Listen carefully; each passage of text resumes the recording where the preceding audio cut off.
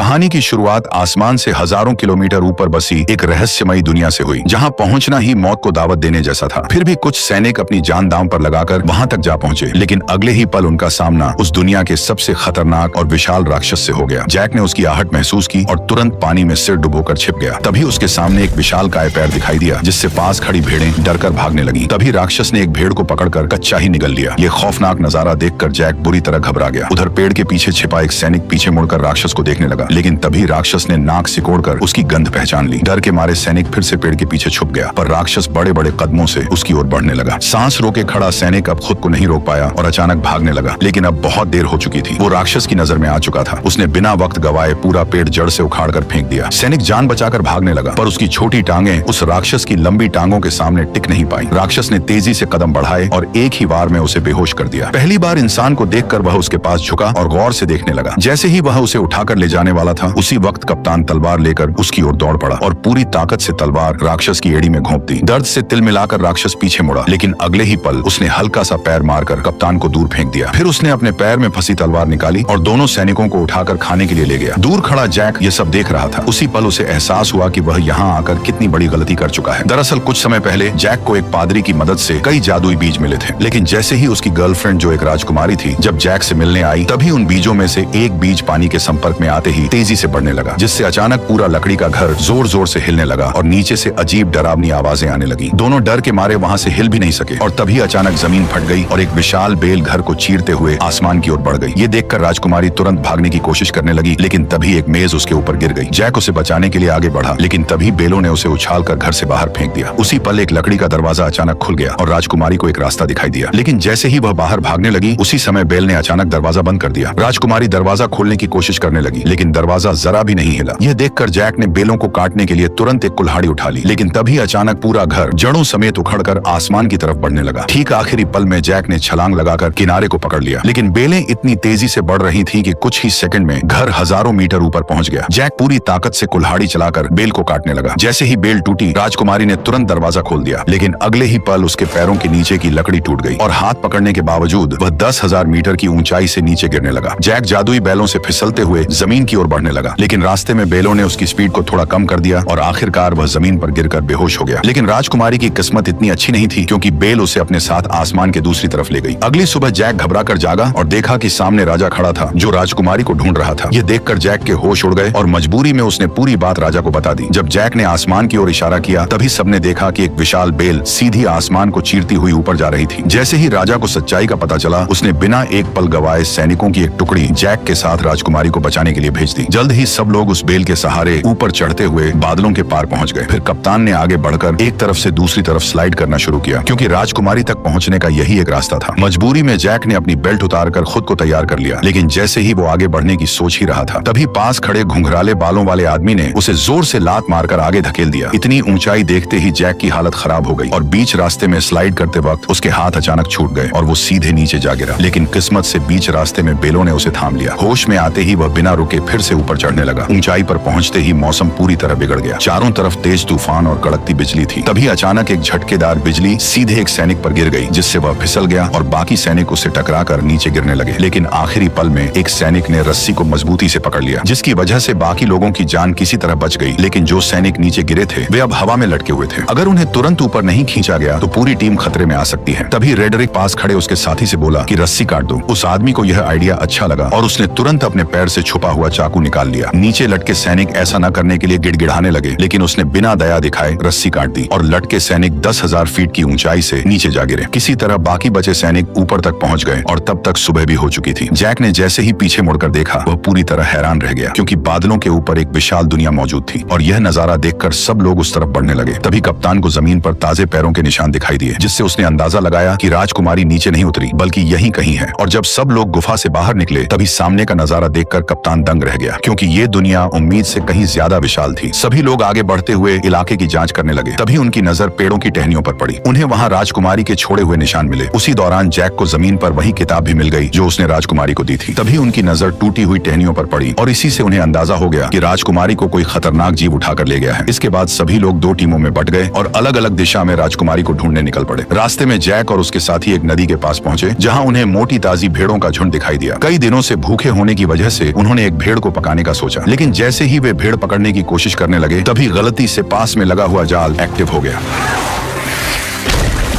Jack ने तुरंत अपना चाकू निकाला और पूरी ताकत से जाल काटने लगा। उधर कप्तान भी रस्सी काटने की कोशिश कर रहा था, लेकिन तभी उसकी नजर एक अजीब चीज पर पड़ी। पास के सारे कौवे अचानक घबराकर उड़ गए और सारी भेड़ें भी एक साथ दूसरी दिशा में भागने लगी। कप्तान को कुछ शक हुआ, पर वो फिर भी रस्सी काटता रहा और जैसे तैसे वे दोनों जाल से निकल आए। लेकिन तभी जंगल से डरावनी आवाज गूंज उठी और उसी पल एक विशालकाय दानव उनके सामने आया और दोनों सैनिकों को पकड़कर अपने साथ ले गया। जैक चुपचाप दानव के पीछे पीछे चलने लगा ताकि सही मौका मिलते ही वो साथियों के साथ राजकुमारी को भी बचा सके। दूसरी तरफ रेडरिक दोनों सैनिकों के साथ एक चट्टान के किनारे पर पहुंच गया। गंजे आदमी को लगा कि इस तरह ढूंढते रहना बेकार है और वह कोई दूसरा रास्ता खोजने के लिए आगे बढ़ने लगा। लेकिन तभी रेडरिक ने अपनी चाल चल दी। अरे देखो, वो रही इज़ाबेल। जैसे ही गंजा आदमी वापस मुड़कर चट्टान के पास आया, तभी रेडरिक ने मौके का फायदा उठाकर उसे सीधे गहरी खाई में धक्का दे दिया। यह देखकर रेडरिक का दोस्त जोर जोर से हंसने लगा। तभी एक विशाल हाथ ने अचानक उसे पकड़ लिया। ठीक उसी पल पीछे से एक और पहाड़ जितना बड़ा दानव उसके सामने आ गया। रेडरिक डर के मारे वहीं जमीन पर गिर पड़ा और जल्दी जल्दी अपने बैग में कुछ ढूंढने लगा। लेकिन जैसे ही दानव उसे पकड़ने के लिए हाथ बढ़ाने लगा, ठीक उसी पल रेडरिक ने एक चमकता हुआ ताज बाहर निकाल लिया। ताज को देखते ही दानव वहीं रुक गए, मानो किसी अदृश्य ताकत ने उन्हें जकड़ लिया हो। दरअसल ये एक जादुई ताज था, जिसके हाथ में भी ये शक्तिशाली ताज होता, दानव उसकी हर बात मानने को मजबूर हो जाते। उधर जैक दानव का पीछा करते करते उनके ठिकाने तक पहुंच गया और वहां का नजारा देखकर वह हैरान रह गया, क्योंकि चारों तरफ खूबसूरत झरने और ऊंचे ऊंचे पहाड़ थे जो किसी स्वर्ग से कम नहीं लग रहे थे। वहीं पर दो सिर वाला दानव राजकुमारी को एक पिंजरे में कैद किए हुए था। फिर वह उसे बाकी दानवों के पास ले गया, जहां सारे दानव इकट्ठा होकर उसकी तरफ देखने लगे। तभी वो दानव भी लौट आया जिसने कप्तान और उस मोटे सैनिक को पकड़ा था। उसने उन दोनों को लाकर पिंजरे के पास फेंक दिया। यह देखकर दो सिर वाले दानव को शक हुआ कि शायद और भी इंसान यहाँ मौजूद हैं। इसलिए उसने जमीन पर पड़े एक मोटे सैनिक को पकड़ लिया और उसकी गर्दन मरोड़कर उसे जिंदा ही निगल लिया। इसके बाद दानव ने उसके कवच को बाहर थूक दिया, पर जैसे ही वो दानव कप्तान को धमकी देने लगा कि वह राजकुमारी को भी खा जाएगा, तभी पास से एक आवाज आई जिसने सबका ध्यान अपनी तरफ खींच लिया। दरअसल वो आवाज किसी और की नहीं बल्कि उसी गद्दार रेडरिक की थी। उसके सिर पर पहने ताज को देखते ही बाकी सभी दानव तुरंत घुटनों के बल झुक गए और उसी पल उसका असली प्लान सबके सामने आ गया। वह सीधे दो सिर वाले दानव के सामने गया और उसे घुटनों पर आने का हुक्म दिया। उसके सिर पर ताज देखकर दो सिर वाला दानव मजबूरी में झुक गया और फिर रेडरिक उसके चेहरे पर पैर रखकर धीरे धीरे चलते हुए सिंहासन की ओर बढ़ गया और उसी पल से रेडरिक दानवों की दुनिया का नया राजा बन गया। उसने इंसानों पर हमला कर पूरी दुनिया जीतने का ऐलान कर दिया। उसकी बातें सुनकर दानव सेना बहुत ज्यादा खुश हो गई, पर दो सिर वाले दानव के दिमाग में कुछ और ही चल रहा था। उधर दानव ने कप्तान को पकाने के लिए उठाकर सीधे चिपचिपे आटे पर फेंक दिया। वह जितना छटपटाया उतना ही उसमें फंसता चला गया। तभी दानव आगे बढ़ा और उसने कप्तान के ऊपर मुट्ठी भर आटा पटक दिया। इसके बाद दानव ने बड़ी ही घिनौनी हरकत की।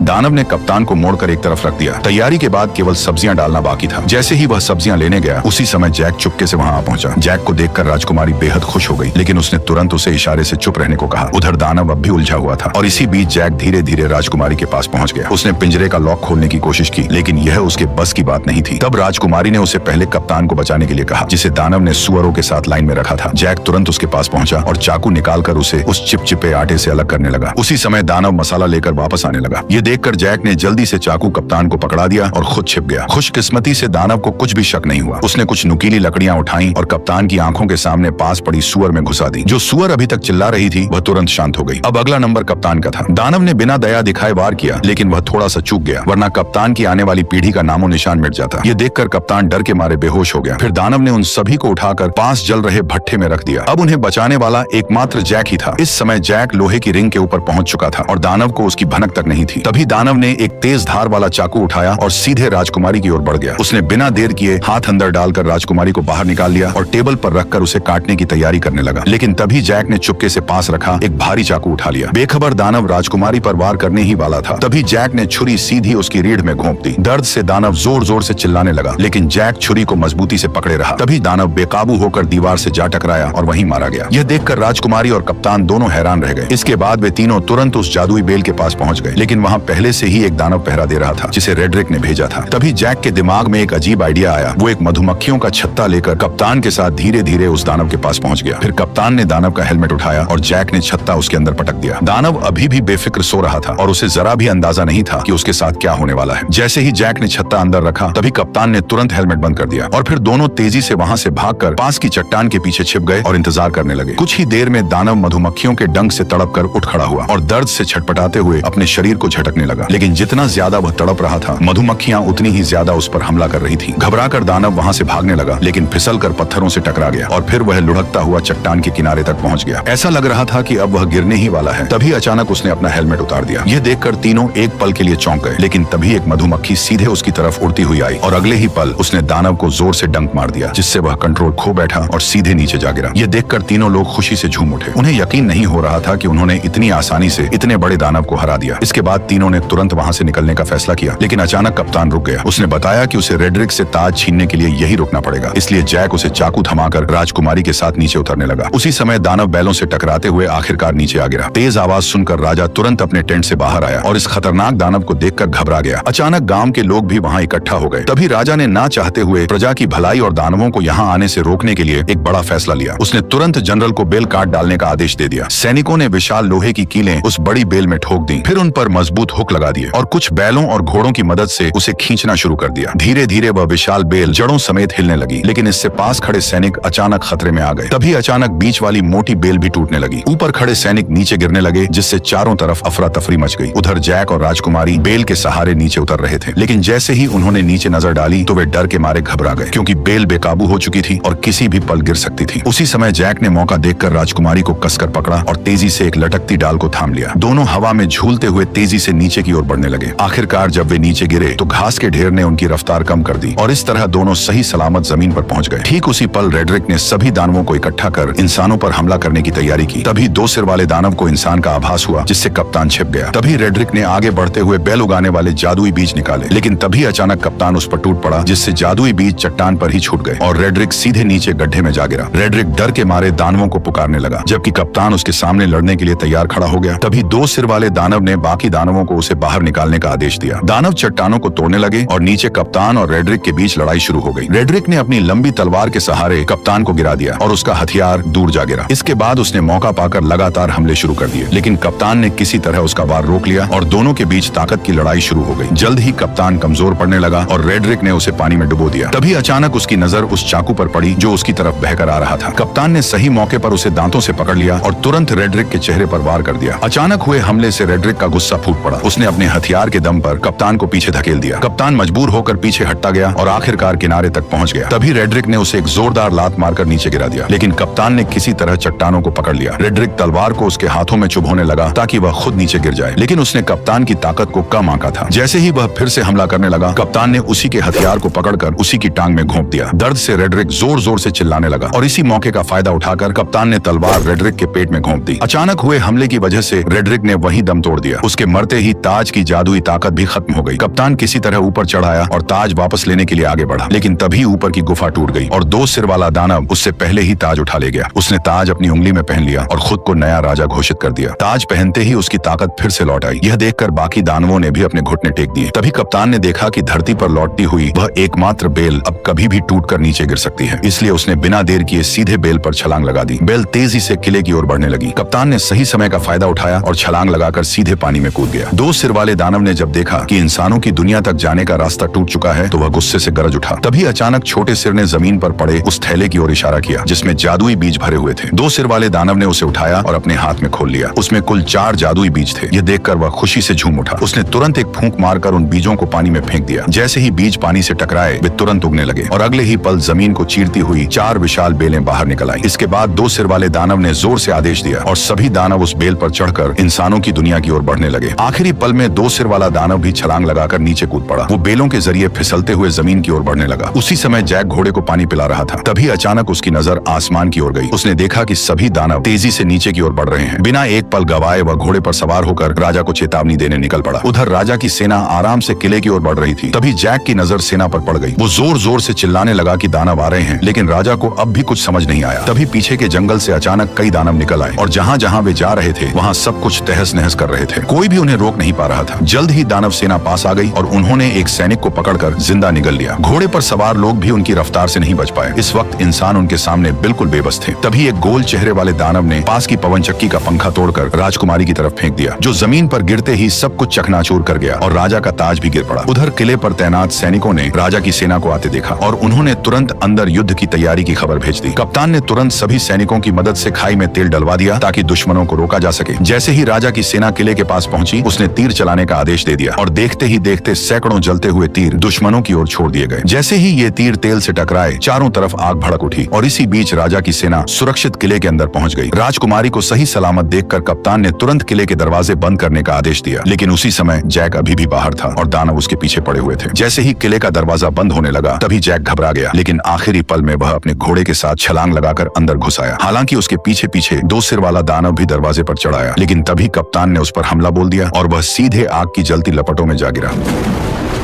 जल्द ही आग ने उसे पूरी तरह घेर लिया, लेकिन हैरानी की बात यह थी कि उसके अपने लोग भी उसे बचाने नहीं आए, बल्कि बस खड़े खड़े उसे जलते हुए देखते रहे। उधर लोग अभी आपस में बात ही कर रहे थे कि अचानक आसमान से एक बड़ा लोहे का घंटा तेजी से किले की ओर आया। उसने दीवार को ध्वस्त कर दिया और सीधे नीचे जा गिरा। इससे पहले कि कोई कुछ समझ पाता, अचानक युद्ध का बिगुल बज उठा। तभी दो बड़े लोहे के हुक किले के दरवाजे की तरफ फेंके गए, जिन्हें दानव मजबूती से खींचने लगे। तभी इंसानों और दानवों के बीच खींचतान शुरू हो गई। असल में यह सब गोल चेहरे वाले दानव का प्लान था, जिसने और ज्यादा दानवों को बुलाकर किले के दरवाजे को तोड़ने का आदेश दिया। अंदर का माहौल पूरी तरह अफरा तफरी में बदल गया। राजकुमारी जैक को लेकर किले के अंदर की तरफ भागी। उधर बूढ़े राजा ने सभी सैनिकों को आदेश दिया कि वे दानवों को रोकने के लिए क्रॉसबॉ का इस्तेमाल करें। जल्द ही और भी दानव आ गए और उन्होंने पूरी ताकत से खींचना शुरू कर दिया। तभी कप्तान के आदेश पर सैनिकों ने कई सारे क्रॉसबॉ छोड़ दिए, जो सीधे लकड़ी के दरवाजे पर जा लगे। सटीक निशाना लगते ही सैनिक तुरंत क्रॉसबॉ गाड़ियों को पीछे खींचने लगे। किले की सेना टुकड़ियों में बट गई और राजा भी मदद के लिए आ गया। वो कप्तान से दानवों की कमजोरी पूछ ही रहा था कि तभी आसमान से एक जलता हुआ पेड़ गिरा, जिसने सैनिकों को अलग अलग बिखेर दिया। अगले ही पल कई सारे जलते हुए पेड़ सैनिकों के ऊपर गिरने लगे, जिससे उनकी पकड़ ढीली होने लगी। ऐसा लग रहा था जैसे दरवाजा जल्द ही टूट जाएगा। तभी राजकुमारी जैक को लेकर किले के अंदर पहुंची, लेकिन अचानक एक भारी दहाड़ और जमीन में उठती दरारों ने उनका ध्यान खींच लिया। डर के मारे दोनों पीछे हट गए और कुछ पत्थर ऊपर की ओर उड़ने लगे। नीचे से अचानक दो विशाल हाथ बाहर निकले। ये वही दो सिर वाला दानव था जो पहले आग में गिरने के बावजूद बच गया था, क्योंकि पानी के नीचे होने की वजह से आग उसका कुछ नहीं बिगाड़ पाई और वह सीवर के रास्ते से चुपचाप किले के अंदर तक घुस आया। अचानक उसे राजकुमारी की शाही गंध महसूस हुई। जैक ने डरते हुए कंबल खोला और देखा कि दानव की अभी तक उन पर नजर नहीं पड़ी है, लेकिन तभी गुस्से में दानव ने पास रखा शीशा तोड़ दिया। घबराहट में कंबल में छिपे दोनों लोग कांपने लगे, लेकिन दानव ने सीधे ऊपर से उन्हें देख लिया। जैक पूरी ताकत लगाकर तुरंत राजकुमारी को पकड़कर भागा, लेकिन दानव लगातार उनका पीछा करने लगा। कोई रास्ता न होने की वजह से दोनों मजबूरी में दूसरी मंजिल की ओर भागे। वे कदमों को रोकने की हिम्मत भी नहीं कर रहे थे, लेकिन अचानक एक हाथ साइड से बाहर निकला और राजकुमारी को पकड़ लिया। जैक ने पास में रखी कुल्हाड़ी उठाई और बिना देर किए सीधे उस पर हमला कर दिया, लेकिन दानव ने दूसरे हाथ से उसे पकड़ लिया। छोटा सिर जैक का मजाक उड़ाने लगा। तभी जैक ने गुस्से में सीधे कुल्हाड़ी मारकर उसका हेलमेट तोड़ दिया। गुस्से में दानव ने अपना बड़ा मुंह खोल लिया। तभी जैक ने लॉकेट में छिपा हुआ जादुई बीज निकाला और सीधे उसके मुंह में फेंक दिया। जादुई बीज सीधे उसके पेट में चला गया, जिससे दो सिर वाले दानव को अचानक कुछ गड़बड़ महसूस हुई और उसने तुरंत दोनों को जमीन पर पटक दिया। तभी अचानक एक बेल उसके शरीर से बाहर आई और दोनों डर के मारे पीछे हट गए। अचानक कई सारी बेलें पूरी रफ्तार से उसके शरीर को चीरते हुए बाहर निकल आई, जिससे हॉल पूरी तरह से तबाह हो गया। अचानक राजा का मुकुट पहना हुआ हाथ भी जैक के पास गिर गया। उधर बाहरी सैनिक अभी भी दानवों को रोकने में लगे हुए थे, लेकिन गोल मुंह वाले दानव की एक आवाज पर सभी दानव धीरे धीरे पीछे बढ़े और सैनिकों को एक एक कर गिराते चले गए। किले का दरवाजा धीरे धीरे खुल गया। कप्तान ने तुरंत सैनिकों से लोहे का दरवाजा बंद करने को कहा। ठीक उसी पल गोल मुंह वाला दानव अपने साथियों के साथ धुंध से धीरे धीरे बाहर आया, लेकिन लोहे का दरवाजा उसे ज्यादा देर तक रोक नहीं पाया और उसने एक ही झटके में दरवाजे को तोड़ दिया। तभी वो दानव अपने साथियों के साथ किले के अंदर घुस गया। वहां खड़े टेस्टी टेस्टी सैनिकों को देखकर वे बेहद खुश हुए। दानव हमला करने ही वाले थे कि पीछे से अचानक आवाज आई और सभी दानवों का ध्यान उस आवाज पर चला गया। दानव ने भीड़ में ध्यान से देखा और अचानक उसने अपना हथियार छोड़ दिया। ये देखकर बाकी दानव भी हथियार छोड़कर सभी इंसानों के सामने घुटनों के बल बैठ गए। कप्तान यह नजारा देखकर चौंक गया। तभी अचानक जैक मुकुट लेकर आगे आया और उसने तुरंत सभी दानवों को वापस उनकी दुनिया में लौट जाने का हुक्म दे दिया।